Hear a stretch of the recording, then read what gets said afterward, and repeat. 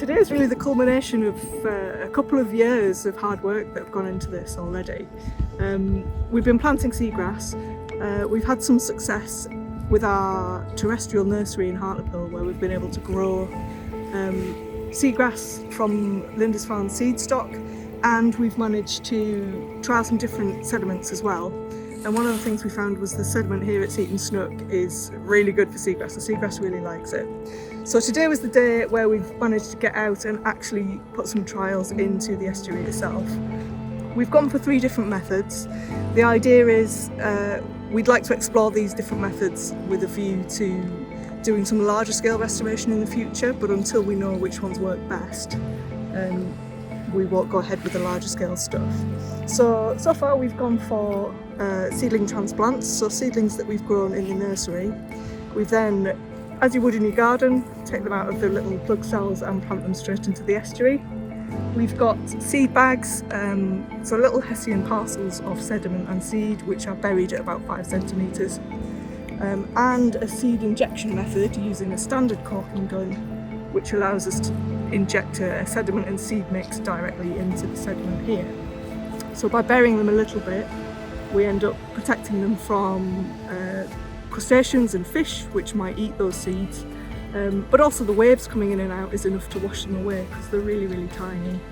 So hopefully the lovely sticky mud here will keep them put long enough for them to grow into seagrass. I mean, it'll probably take 10 years with it being successful here as well before we saw any decent amount of seagrass meadow to grow. But the idea is that it serves as a capture for mobile sediment, creating a bit of sort of coastal defence, and it'll also take some of the excess nutrient out of the river as well. We'll be monitoring the sites over the coming next 6 months to see what happens.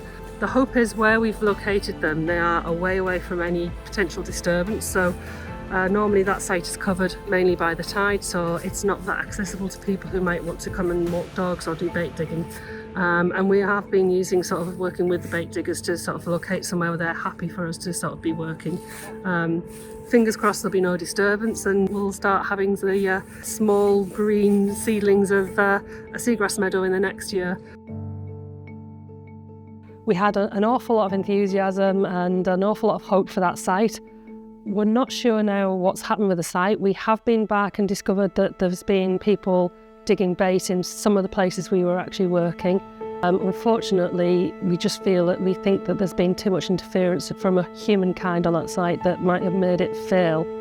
It's really hard when you get failures, but actually we're learning from those failures all the time, and the more we're learning, the more success we're having. So I have got other sites lined up for next year, which are the start of an actual nursery site, a little more sheltered and a little more away from public, just a little bit further away from the main estuary, but still feeding into the estuary. So any pollen that comes from those plants might go down to our original site. So it might actually not be the end of that site at all.